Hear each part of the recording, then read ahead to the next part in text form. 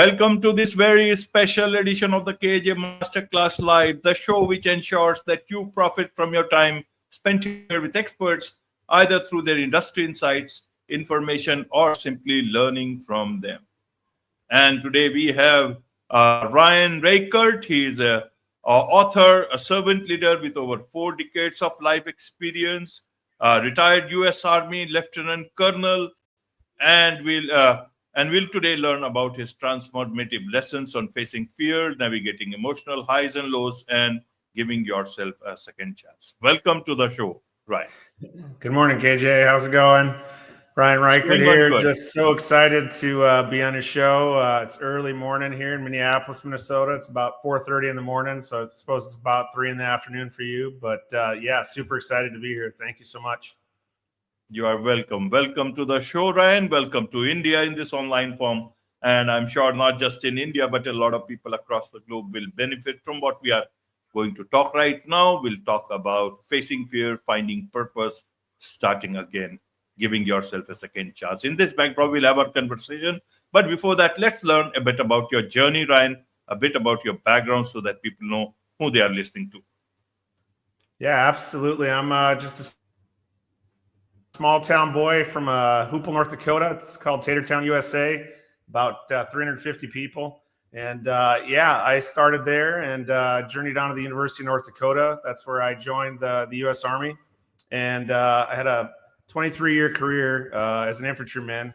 Like you said, I did retire as Lieutenant Colonel. I was an airborne ranger, Tier 2 officer, so enjoyed the ranks of many times in Afghanistan, Iraq, or Saudi Arabia. And then following my military career, I ventured into Fortune 500 for a few years before I started Our Protector LLC and Our Protector Development, which I'm now co-founding and the chief executive officer for.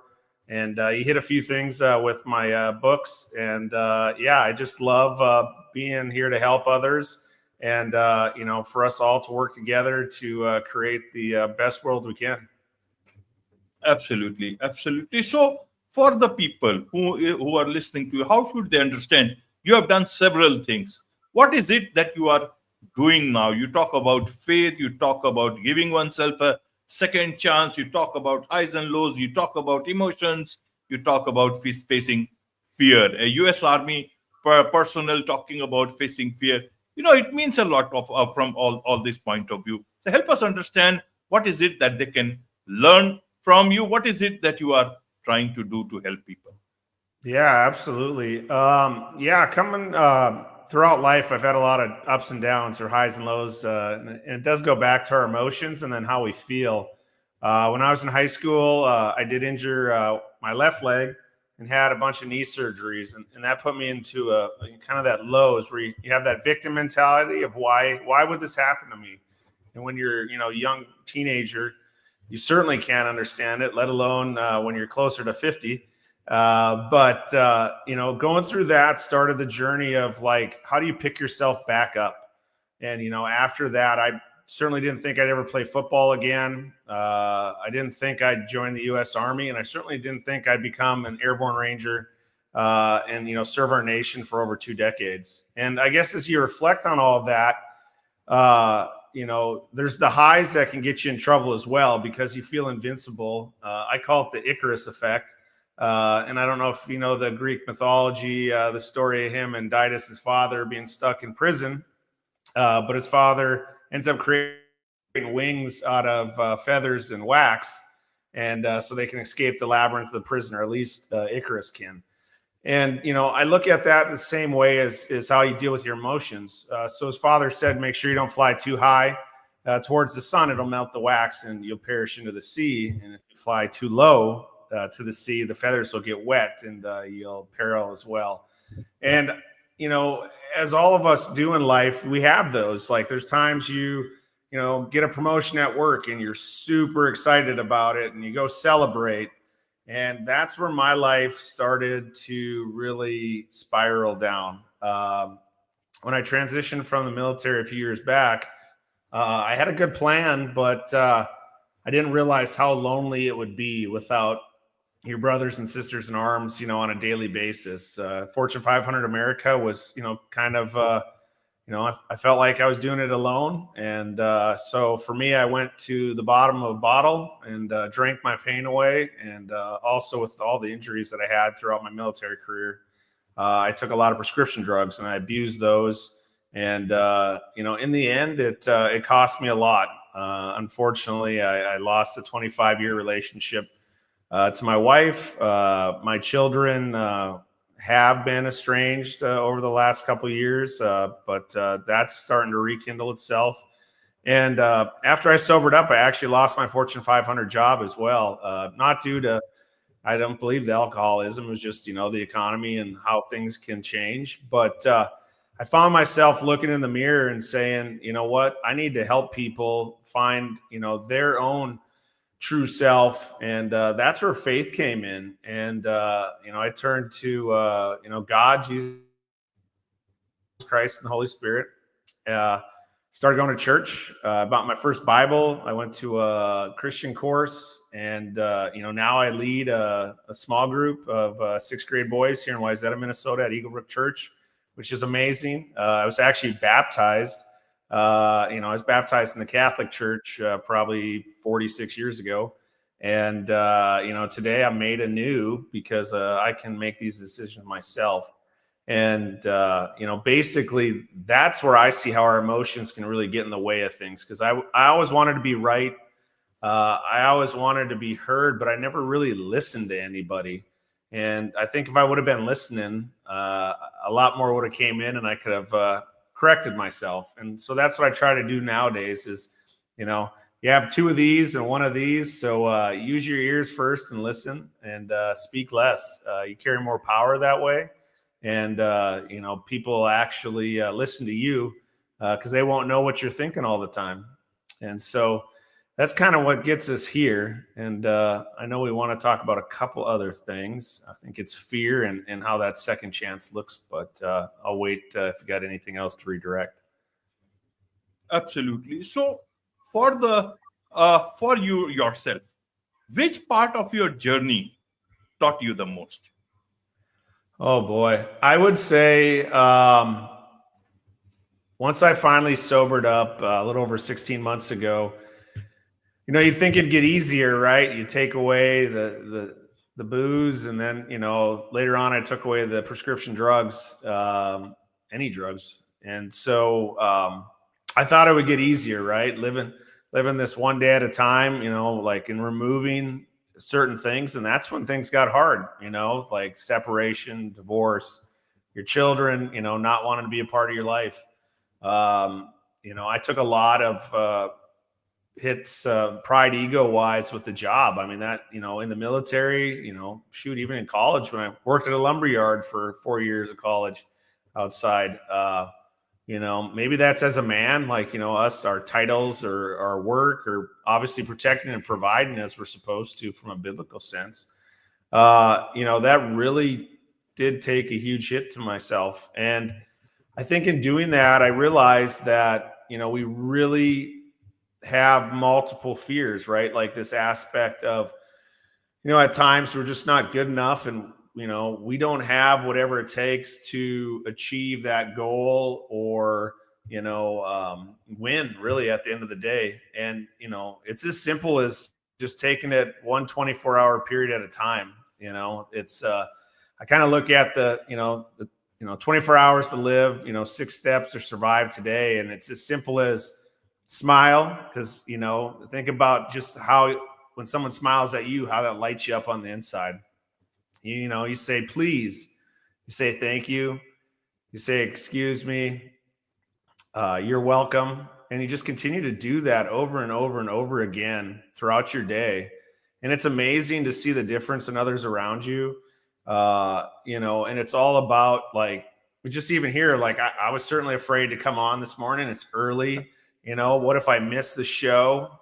Like what's KJ going to think about Ryan Reichert? We had never met, minus obviously exchanging some emails and some texts and so forth. And so trust me, I had fear this morning, to hop on here, and we're live. So it's not like we're going to, go back in and change anything. It's like, here we are. And it's like, yes, I can do this. I'm stronger for it. It'll make me a better person.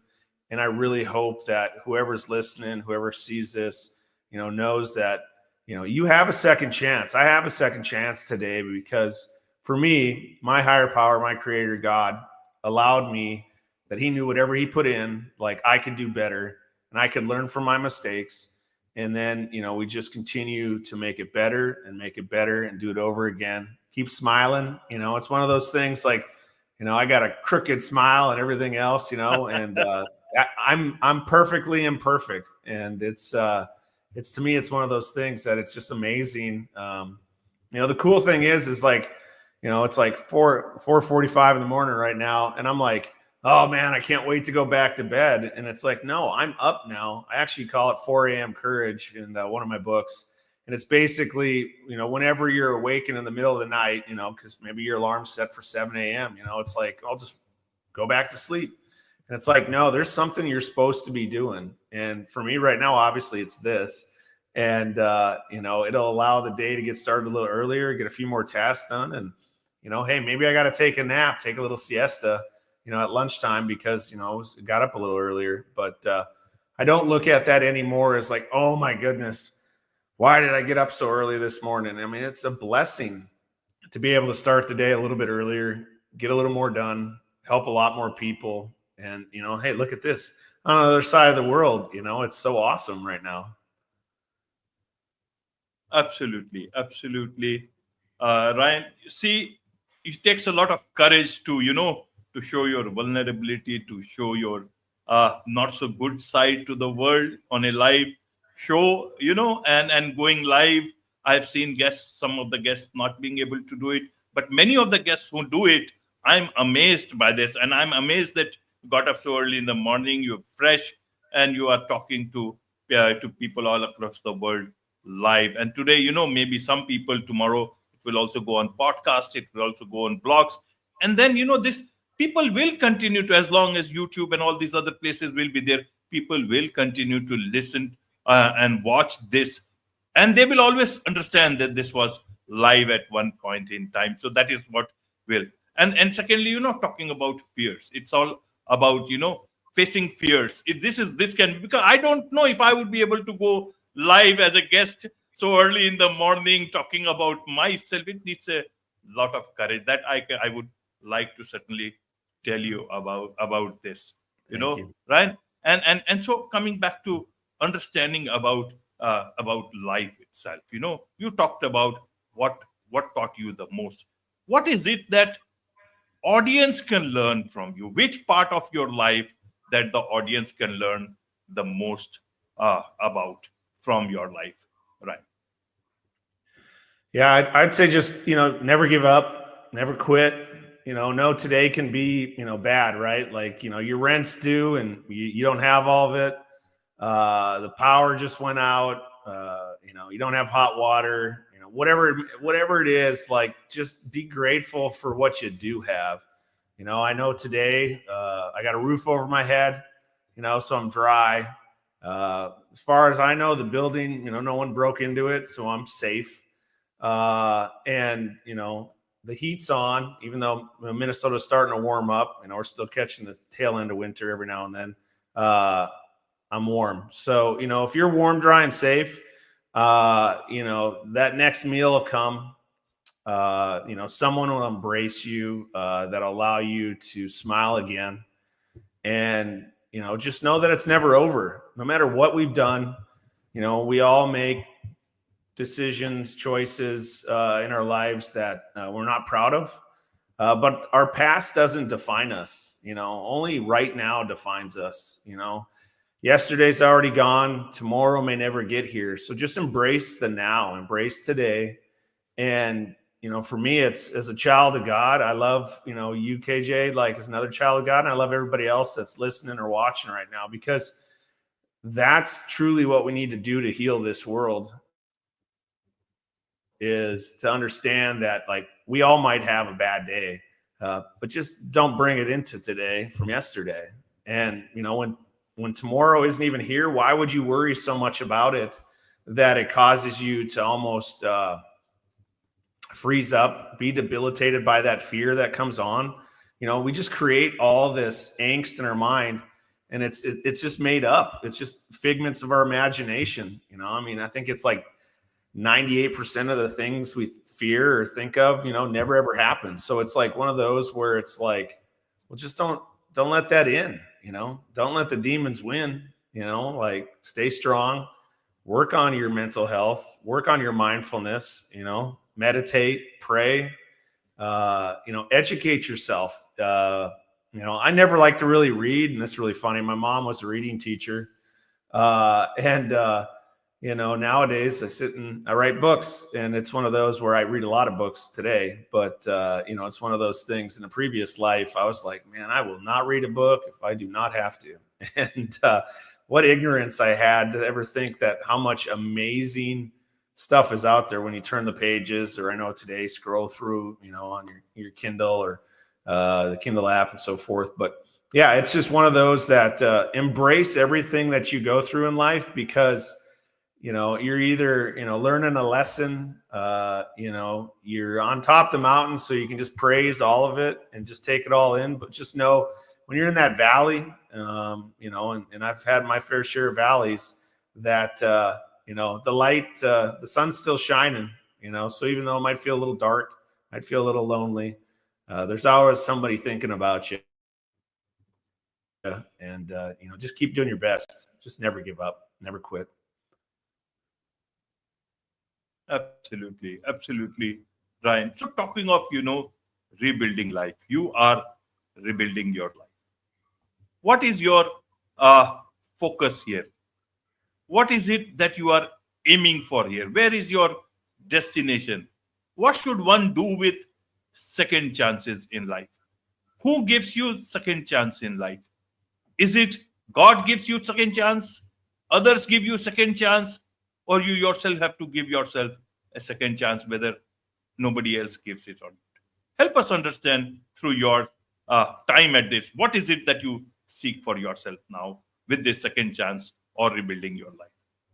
Yeah, absolutely. I love how you laid that out, though, because there was three areas there that that you talked about. You talked about higher power God, you talked about others, and then you talked about yourself or myself. And there's only one in that equation that I can control or you can control, and that's yourself. Others are going to take you for whoever you are, however they see you, whatever they believe you are. There's nothing you can do that really changes them. I mean, you can just, be kind, do the next right best thing.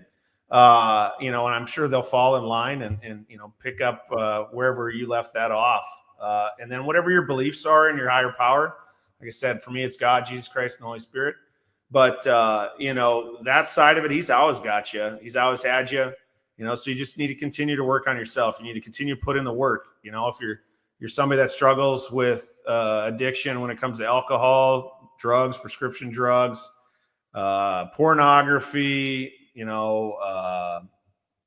foodahol, any label we want to throw on it. Labels are just labels that we put on ourselves, right? Like, and being an alcoholic doesn't define me. Being a prescription drug addict doesn't define me.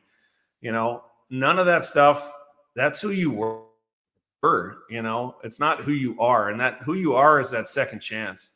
And so don't let, the generational curses of like what your father or your mother, or your brother, your sister, grandfather, whomever, like, define you, or even yourself. Don't let that define you. Pick up what you have currently and drive on. Like, move to the beat of that drum that allows you to be the most amazing, kind, respectful person that you want to be, and your higher power wants you to be. So therefore you can just be successful in this world, and whatever that looks like. Like, I know for me now, like, after this, I'll finish my coffee. I'll walk May, my golden doodle, around a couple neighborhoods here, get some miles in this morning, and then we'll probably hit the rower. And I'll sit and read for a bit, and I'll write, and then I got a few other meetings today. And that certainly was not the case, a number of months ago. A number of months ago, I was feeling sorry for myself, and I would have just, sat in my misery, not getting anywhere, gaining weight, looking terrible, probably 50 pounds heavier than I am right now. And, it's, now I just every day know I got to get up, I got a new day, and what am I going to do? Like call it the war of purpose. Like you have to truly go to war every single day with whatever you're fighting. You got to put your armor on, and like for me, that's getting in the Bible, that's reading the word, that's going to service. But it's also interacting with people that want to get better themselves, and, being with that group, that fellowship of others who are, achieving a change, that second chance at life that they have been given or are given themselves, is really just, it's inspiring. And I know that like the tough that I've had for some, when I meet people, I'm just like, wow, I don't think I could have got back up from that. That's so much harder than anything I've had to go through. And, yeah, I've been through my stuff, but, I've met people that, cancer survivors with, 3-inch tumors, like in their head and stuff like that. And I'm just like, and you ran the Boston Marathon after that? Holy moly. And so, everyone has this amazing story inside of them. And it's like, you got to tell it, if it's, going to school or going to church or, even on the street corner, somebody you'll bump into, and they'll be like, who are you? Like, tell me about yourself. Don't be shy. Don't be ashamed. Tell your story, because you're going to help somebody by telling that story. Someone's going to be like, wow, that's exactly what I've been through. I feel that every day. Like, how did he do it? And I talk about that, on how some of the struggles that I've had throughout my life. Yeah. And the first book, God Only Knows When the Devil Comes for You, A Second Chance at Life, be out 3 June. So Amazon, know that it'll be great getting that out there and people getting to read that. But basically at the end of the day is just, having conversations with everybody, enjoying, each other. And yeah, if someone can learn from this, then that's the biggest thing, because, I don't want to see anybody have to make the same mistakes I've made in life, because, will we get a second chance or a third chance? I don't bet on it. It's one of those where you just, that's a blessing. And, it's blessed to be here with you today. Absolutely, absolutely. So this is your new book. God Only Knows When the Devil Comes for You, A Second Chance at Life. 2nd June. Is it? Yeah. It's certainly a second me. It, I laugh at the aspect of the title. I mean, it's certainly a cliche, right? Like, I mean, you could look at it as like, lots of people know when bad things are going to happen. I'm sure people were like, boy, Ryan drinks too much. Like, I'm sure, he'll get, driving under the influence, or he'll go to jail or whatever, kind of thing. And, I mean, everybody else can see it, but the person that's going through, right, the blind spots that we have. And, when I woke up, my last drink I had was, it was a Sunday. It was November 26, 2023, 5 p.m.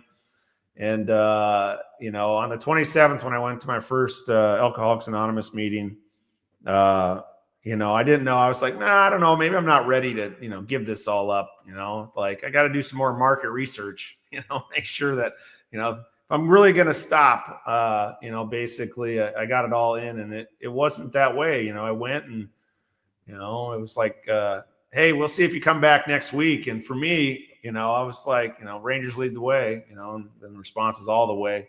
And it's this aspect of like, yeah, I'm certainly coming back. Actually, I went to a meeting and a meeting and a meeting. I did 90 meetings in 90 days, and I just changed, who I was, because like, I knew that was my second chance. It was like, at a minimum, I might not be able to replace, my family and like I said, allow them to see like the changes, because you have to be in a living amend. You've made so many mistakes that, it's not like they're going to come rushing back because, hey, has this guy changed at all? Like, we got to wait and see. And, I can say today, I'm proud of myself for where I'm at. I'm proud to see the change that I've made inside me. And, the impacts that you can see is that we are just mirrors when it comes to, others. And, if you're doing the right thing, others will follow that. And it's pretty impressive to see, where my two girls are at today. Just mirroring. I don't get to see them very often, but like they go to church, they go to Bible studies, they do all these things today that that I'm so proud of them, and I'm proud of myself because that they're just like, hey, maybe that's what right looks like, and I'm good with that. Of course, the world should be proud of you. Will be proud of you because you have you are rebuilding your life. You are, you are writing things for the world, writing things which can guide the world. A lot of people. So amidst all these things, where do you see God? Means, do you have any expectations of Him, or do you think God is expecting something from you, from us? Yeah, I agree with the latter. I mean, it is certainly, like, for me anyways, like I believe every day, like I haven't given enough. I fall short in the expectation of I could always give more. And what does that look like, right? For me, financially, probably not a lot, like it's one of those things everyone's all like, oh yeah, you write books and stuff, you must be, and it's like, no, that's not how this works. This is the information knowledge transfer, to help others and to learn something.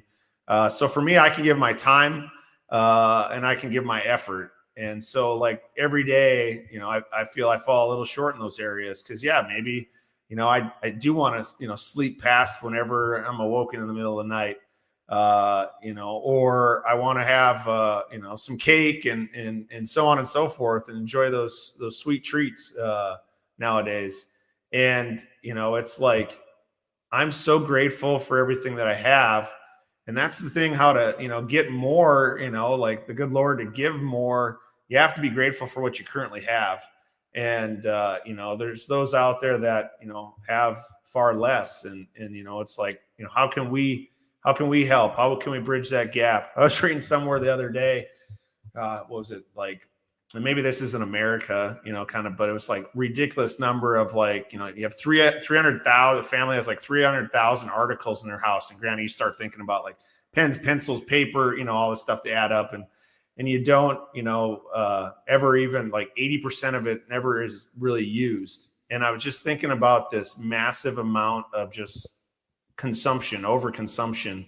And, there's those out there that, could certainly use those 80% of your clothes that you don't wear, that's sitting in your closet, year after year. And you're like, one day I'll be that size again so I can fit into it, and it's like, how about you just get rid of it now? Maybe you'll be in that size one day again, but you can get those clothes down the road. And, so for me, it's, whatever I can give back today, because this second chance, the greediness, the me, the mine, I can't live in it anymore. It's kind of gross, kind of disgusting to me to think that I was that way previously in a life that's back there kind of thing. So. Absolutely, Ryan. There is so much to learn from you, from your life, from things that you are doing, and also from your upcoming book. So for those people who want to connect with you, learn more about you, about your books, get your books, what's the best way for them to do so? Yeah, right now, www.ourprotectordevelopment.com. We got a little flash going for the pre-sale of God Only Knows When the Devil Comes For You, A Second Chance at Life. So you can hop on there and pre-order so we can continue to make sure Amazon is having the publishing company print enough to get them to you in however many days they say they can get them to you.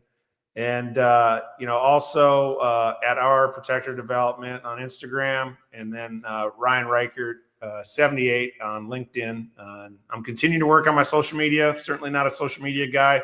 It's a work in progress. I'll continue to fail forward and, continue to just look forward to, getting to meet everybody that's out there. Because, hey, this morning I'm talking to KJ and India, and I'm in Minneapolis, Minnesota, so it's pretty amazing. And yeah, what a blessing, just all the way around. And it's just so grateful for all your hard work and what you do to let those of us that are just learning how to do this be out in the world. So thank you so much. Thank you so much indeed. With this, it's a wrap on this very special edition of the KJ Masterclass Live. Thank you so much indeed for joining us.